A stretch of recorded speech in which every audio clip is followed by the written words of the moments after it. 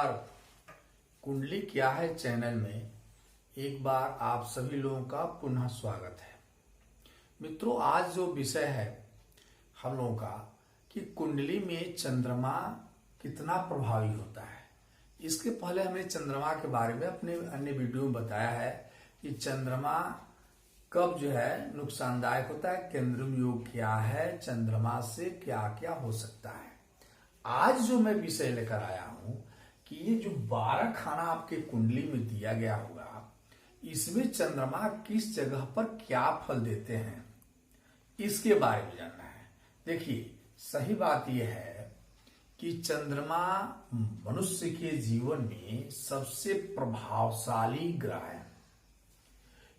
हम पहले भी बता चुके हैं कि चूंकि चंद्रमा मन के कारक हैं, इसलिए और हर व्यक्ति को मन से परेशानी है या मन को कंट्रोल करने का भी व्यक्ति प्रयास करता है। और चंद्रमा चूंकि सबसे ज्यादा गतिशील है। गतिशील क्यों है? चूंकि मन का जो गति है वो दुनिया में सबसे तेज है। इसीलिए जहां राहु जो है अपनी राशि जो परिवर्तन करते हैं वो 1 साल लग जाते हैं, जहां शनिदेव 2.5 वर्ष में अपना राशि परिवर्तन करते हैं, वहीं चंद्रमा 2.5 दिन में अपना राशि परिवर्तन कर लेते हैं। यह मैं पहले बता चुका हूं। आज हम लोग जानेंगे कि हमारे कुंडली में चंद्रमा कहां बैठे हैं तो क्या लाभ देंगे। तो विषय पर आने से पहले मैं आप लोग से आग्रह करूंगा कि आप यदि मेरे इस वीडियो को सब्सक्राइब नहीं किया, अभी तक मेरे इस चैनल को सब्सक्राइब नहीं किए हैं, तो आप सब्सक्राइब कर लें और वीडियो को अंत तक देखें जिससे आपको लाभ मिल सके। अब समस्या ये है कि देखिए, चंद्रमा क्या है कुंडली में। चंद्रमा दो अंक जो वृषभ राशि होता है उसमें उच्च होते हैं, और वृश्चिक राशि यानी 8 अंक जहां लिखा होगा, यहां पे 8 अंक जहां भी हो उससे मतलब नहीं है, वहां चंद्रमा क्या होंगे, नीच हो जाते हैं। चंद्रमा जहां का सवाल है, काल पुरुष की कुंडली जो बनाई गई है 1 2 3 से काल पुरुष की कुंडली, आपकी कुंडली में अंक कोई भी लिखा हो, 1 2 3 4 से लिखा हो या 10 11 12 से लिखी गई हो, जिस चीज से लिखी गई हो, यहां 1 हो यहां 10 हो, तो जैसे भी लिखा गया हो चंद्रमा से, उससे मतलब नहीं है। जिस घर में चंद्रमा क्या करते हैं तो समझिए, चंद्रमा मुख्यतः दूसरे 2 अंक जहां लिखा अगर वहां बैठते हैं तो उच्च के हो जाते हैं, और जब 8 अंक जहां लिखा वहां जब बैठे हैं तो नीच के हो जाएंगे। चंद्रमा चौथे घर में 1 2 3 4 चौथा घर जो जहां होता है, यहां चंद्रमा आकर के जो है दिग्बली हो जाते हैं।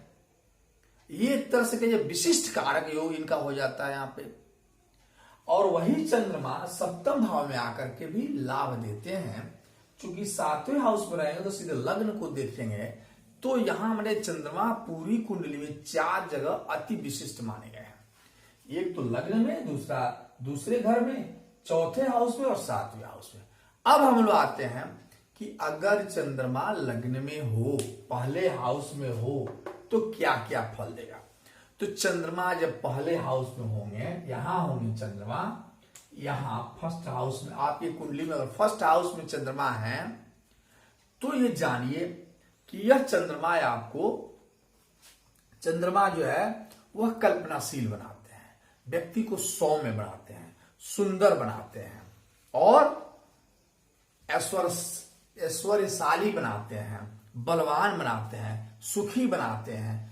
लग्न में बैठा हुआ चंद्रमा व्यक्ति को सुखी तो बनाता है, बलशाली भी बनाता है, ऐश्वर्यशाली भी बनाता है। लेकिन यहां बैठा हुआ चंद्रमा अगर स्वराशि में है, या मित्र क्षेत्रीय है, या कहीं से किसी पापा ग्रह के दबाव में नहीं है, या केंद्रीय योग नहीं बनता है, तो ऐसा चंद्रमा तो ये सारी चीज देता है। व्यक्ति को सुंदर भी बनाता है, सौम्य भी बनाता है, गायक बनाता है, संगीतकार बनाता है, लेकिन कल्पनाशील भी बनाता है।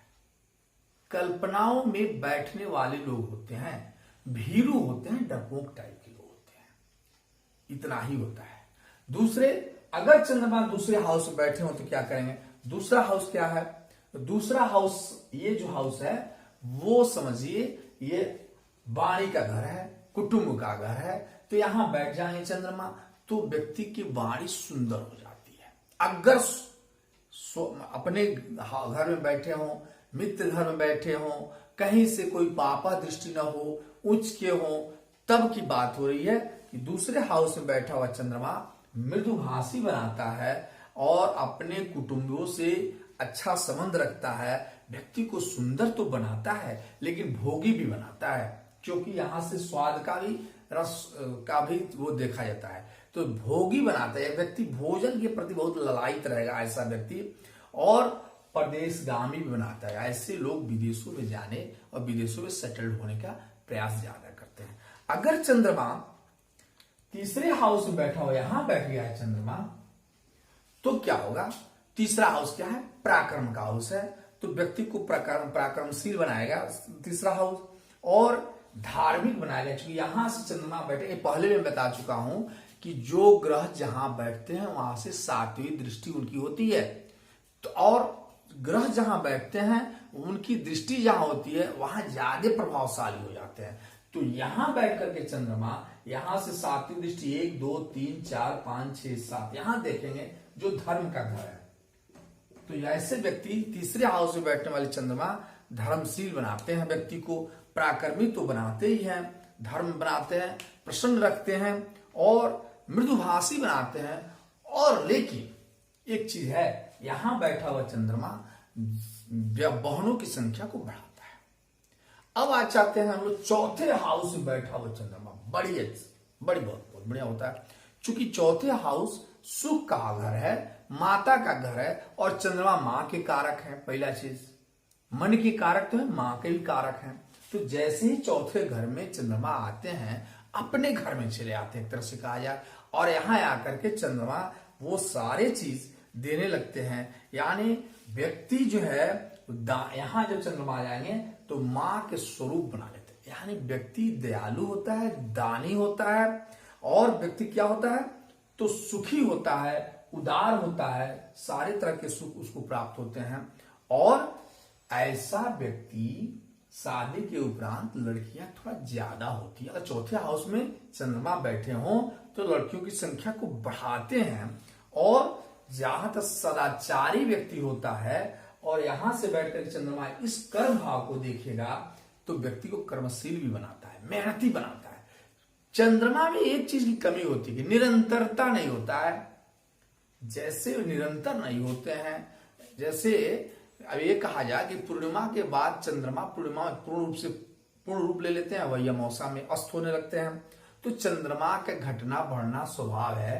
तो यहां बैठे हुए चंद्रमा कर्मशील तो बनाएंगे लेकिन व्यक्ति जो है निरंतरता नहीं देते हैं, ये समस्या हो जाती है। पांचवें घर में यदि चंद्रमा बैठता है तो क्या, पांचवा घर किस चीज का है? शिक्षा का घर है। व्यक्ति को शिक्षित बनाते हैं, मेहनती बनाते हैं, शुद्ध बुद्धि वाले बनाते हैं, और क्या बनाते हैं? सदाचारी बनाते हैं, क्षमावान बनाते हैं, और शौकीन बनाते हैं। यहां से चंद्रमा इस घर को देखेंगे, ये धन का घर, लक्ष्मी का घर है। तो व्यक्ति को लक्ष्मी में निरंतरता तो नहीं लाते हैं लेकिन निरंतर भी होता है। ऐसे व्यक्ति निरंतरता तो नहीं लेकिन धन की वृद्धि को करते हैं। अगर यहां चंद्रमा हम एक चीज आप बता दें, जो मैं बता रहा हूं वो उन परिस्थितियों के बारे में बता रहा हूं कि यदि चंद्रमा स्वगृही हो, यदि चंद्रमा उच्च के हो, यदि चंद्रमा मित्र क्षेत्रीय हो, मित्र के घर में बैठे हो, तब ये सारी परिस्थितियां होंगी। लेकिन अगर चंद्रमा से कोई पापाग्रह से दृष्टि हो, चंद्रमा केंद्रुम योग में हो, तो ये सारी परिस्थितियां बदल जाएंगी। ठीक है। अब आप हम बता दें कि छठे घर में यदि चंद्रमा आ जाए यहां पे, तो चंद्रमा की स्थिति अच्छी नहीं होती है। यहां आकर के, यहां चंद्रमा आकर के व्यक्ति को रोग पैदा करते हैं। और रोग किस चीज का? तो चूंकि कफ से संबंधित चंद्रमा है, इसलिए व्यक्ति कफ रोगी होगा, नेत्र के रोगी होता है। यहां बैठकर चंद्रमा आयु में भी कमी लाते हैं, अल्पायु के लोग हो जाते हैं। और आसक्ति और व्यय खर्चा, यहां से चूंकि सातवां देखें, कहां देखेंगे? यहां से चंद्रमा 1 2 3 4 5 6 7 मैंने कहा कि चूंकि जहां दृष्टियां पड़ती हैं उनकी किसी भी ग्रह की वहां ज्यादा प्रभावी होते, तो ये व्यय का घर है। चंद्रमा यहां करके व्यय को वृद्धि कर देंगे, व्यय में वृद्धि करेंगे। तो 6ठे घर में चंद्रमा ज्यादा अच्छे नहीं होते हैं। 6ठा घर में चंद्रमा बैठ करके व्यक्ति को रोगी बनाता है। और क्या बनाता है?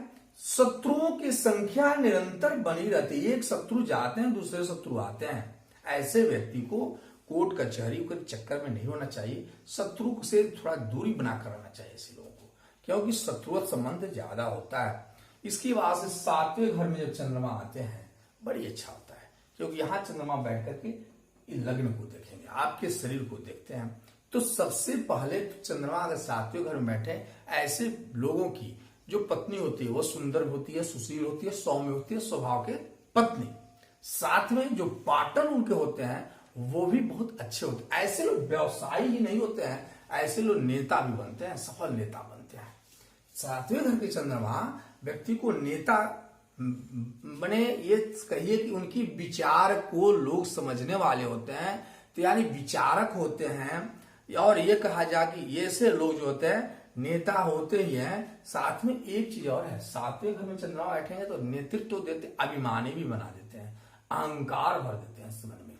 तो ऐसे व्यक्ति अहंकारी होते, लेकिन व्यापारी होता है। यहां बैठ करके चंद्रमा व्यापारी बनाते हैं। और 7वें घर में चंद्रमा व्यापार के साथ साथ ऐसे लोगों को वकील भी बनाते हैं, वकील की दृष्टि में भी जा सकते हैं ऐसे लोग। और स्फूर्तिवान बनाते हैं, स्फूर्तिवान बनाते हैं 7वें घर में। अब आते हैं, अगर 8वें घर में चंद्रमा अच्छा स्थिति नहीं है, 8वें घर के चंद्रमा व्यक्ति को, ये 8वां घर क्या है? गुप्त है, मृत्यु का घर है। आयु का घर तो है, तो मृत्यु का घर है। तो 8वें घर में चंद्रमा जब बैठते हैं तो व्यक्ति को कामी बनाते हैं, साथ में व्यक्ति को कार्यशील में परेशानी लाते हैं। और क्या करते हैं? प्रवास प्रिय, न्याय प्रिय तो होता है व्यक्ति। चंद्रमा यहां बैठ के न्याय प्रिय तो बनाते हैं, लेकिन यह है कि ईर्ष्यालु भी बनाते हैं 8वें घर में। और 8वें घर एक बंधन का घर है, हर काम व्यवधान उत्पन्न करने वाला होता है। हम चंद्रमा बैठते हैं तो 9th हाउस धर्म का घर है। यहां से बैठ करके चंद्रमा यहां देखेंगे तो पराक्रमी भी बनाते हैं, धर्म से साथ रखते हैं, पिता के पैतृक संपत्ति की उपभोग करता है व्यक्ति यहां बैठ करके चंद्रमा। और चंद्रमा जब यहां बैठेगा तो व्यक्ति को कई तरह से लाभ उत्पन्न कराता है। चूंकि धार्मिक व्यक्ति होता है ना, धर्म के प्रति ऋण जो है इनका होता है, कार्यशील और प्रिय होते हैं, न्यायप्रिय व्यक्ति होते हैं, सबके प्रिय हो जाते हैं। यहां बैठकर चंद्रमा ऐसे व्यक्ति को बनाते हैं। चंद्रमा जब 10वें हाउस में बैठेंगे तो मैंने कहा कि ये कर्म का हाउस है। 10वें घर में बैठकर के चंद्रमा जो है व्यक्ति को कार्य कुशलता में तो लाता है, दयालु बनाता है, मेहनती बनाता है, परिश्रमी बनाता है। यहां से बैठकर के सुख भाव दे तो व्यक्ति सुखी भी होता है। और लेकिन प्रदेश प्रिय होता है, वो ज्यादा घर में रहना पसंद नहीं करता है, बाहरों की स्थिति को देखना चाहता है। तो यहां 10वें 11वां घर चूंकि लक्ष्मी का घर है, इसलिए यहां बैठकर के चंद्रमा जो है लक्ष्मी के आगमन को बनाए रखते हैं। यहां से बैठकर के विद्या भाव को देखते हैं तो विद्या भाव को भी सुदृढ़ करते हैं। 12वां भाव व्यय का घर है। यहां चंद्रमा बैठकर के व्यक्ति को परेशानियों से में लाते हैं। यहां बैठकर अनावश्यक खर्च को बढ़ाते हैं चंद्रमा। और यहां बैठकर के बीमारी को भी वृद्धि करते हैं। यहां से बैठकर जो यहां 6ठे भाव को देखेंगे तो चंद्रमा को यहां बैठकर देखने से बीमारी होता है, कफ रोगी होती है, क्रोधी होते हैं, एकांत प्रिय होते हैं। ऐसे व्यक्ति समाज में बैठना नहीं चाहते हैं, अलग रहना चाहते हैं, एकांत प्रिय होते हैं, चिंता प्रिय होते हैं, मृदुभाषी तो होते हैं, बहुत अच्छे होते हैं, लेकिन इनको समाज से कटकर रहने की इच्छा होती है। तो ये चंद्रमा 12 हाउस में क्या क्या करेंगे इसको हम लोगों ने जाना। नेक्स्ट जो हमारा वीडियो आएगा उसमें यह आएगा कि उच्च की चंद्रमा क्या कर सकते हैं और नीच की चंद्रमा के उपाय क्या है। इन सारी चीजों को हम लोग अगले वीडियो में देखेंगे, क्योंकि वीडियो बड़ा हो रहा है। और अभी हम लोग का एक टॉपिक ये था कि 12 घर में बैठा हुआ चंद्रमा क्या क्या कर सकते हैं। आप अपनी कुंडली को खोलें और देखें कि आपकी कुंडली में चंद्रमा कहाँ बैठे हैं। अगर स्वच्छ क्षत्रिय है, अब देखिए मैं कहा कि अभी तक जो भी मैं बताया पॉजिटिव ही बताया। क्यों? चंद्रमा अगर अपने घर में हो, स्वगृही जिसको कहा जाता है, मित्र क्षेत्रीय हो, तब अगर चंद्रमा शत्रु घर में बैठा हो, मान लीजिए कि यहीं बैठ यहां है, यहां चंद्रमा नीच के, यहां 8 अंक हो जाए तो नीच के हो जाएंगे। अब यहां चंद्रमा धन की वृद्धि नहीं करेंगे, यहां चंद्रमा अनावश्यक धन का नुकसान करेंगे, पड़ोसियों से परेशानियां पड़ी। तो मैं जो भी बताया, अगर चंद्रमा अच्छी स्थिति में है तो ये सब लाभ देते हैं। फिर नेक्स्ट वीडियो मिलते हैं। नमस्कार।